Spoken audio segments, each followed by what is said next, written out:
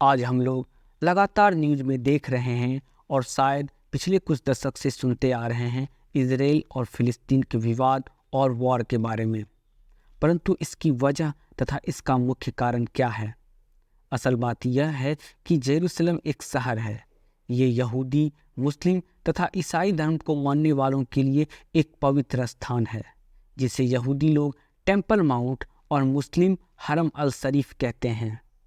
यहूदियों का यह मानना है कि धरती पर पहला इंसान एडम था, जिन्हें बनाने के लिए ईश्वर ने यहाँ की मिट्टी उठाई थी।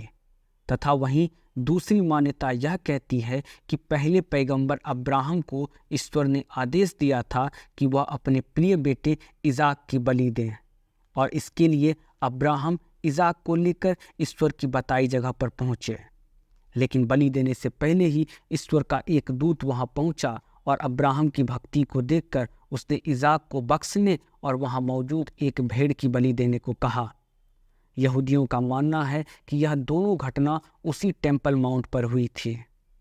बाद में वहां यहूदियों ने मंदिर बनवाया, पर रोमन साम्राज्य के द्वारा उसे तोड़ दिया गया और मंदिर की दीवार का सिर्फ बाहरी हिस्सा बचा, जिसकी पूजा यहूदी लोग करते हैं और जिसे हम लोग वेस्टर्न वॉल के रूप में जानते हैं।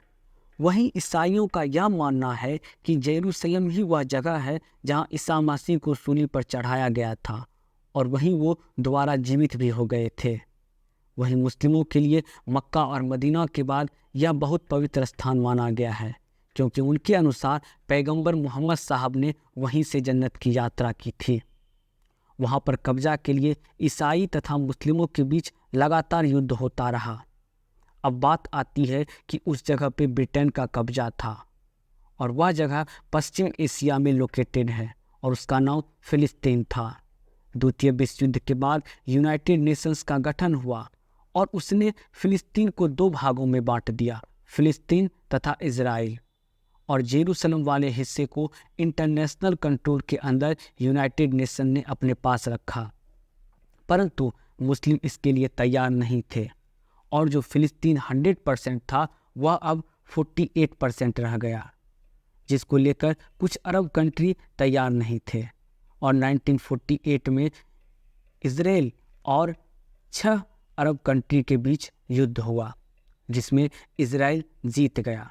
उसके बाद से लगातार 1956, 1967, 73, 82 ईस्वी में उनके बीच युद्ध हुआ और अब जो फिलिस्तीन 48% था वह मात्र 12% रह गया। उस पर इजराइल ने कब्जा कर लिया और उन्हें सेना तथा हथियार रखने की भी अनुमति नहीं दी। अब फिलिस्तीन का क्षेत्र दो भागों में बट के रह गया। एक है वेस्टर्न बैंक, जो अरब समर्थित है और जो शांतिपूर्वक प्रोटेस्ट करते हैं, लेकिन एक ऐसा क्षेत्र है गाजा पट्टी, जो इजिप्ट तथा भूमध्य सागर से सटा हुआ है और उसे ईरान का समर्थन प्राप्त है। और उसी जगह पे एक पॉलिटिकल और सैन्य संगठन है जिसका नाम हमास है और इजराइल उसे एक आतंकवादी संगठन मानती है। उसका कहना है कि इजराइल हम पे जुल्म करता आया है और करता रहा है और लगातार कर रहा है। वह लगातार हमारी ज़मीन पर कब्जा कर रहा है।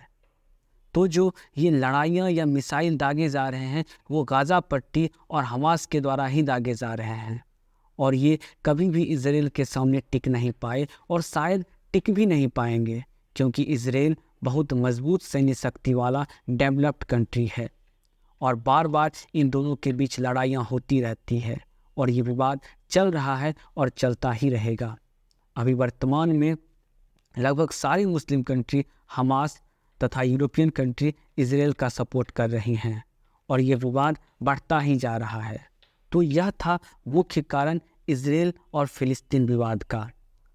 हम इसे ज़मीनी तथा धार्मिक विवाद भी कह सकते हैं।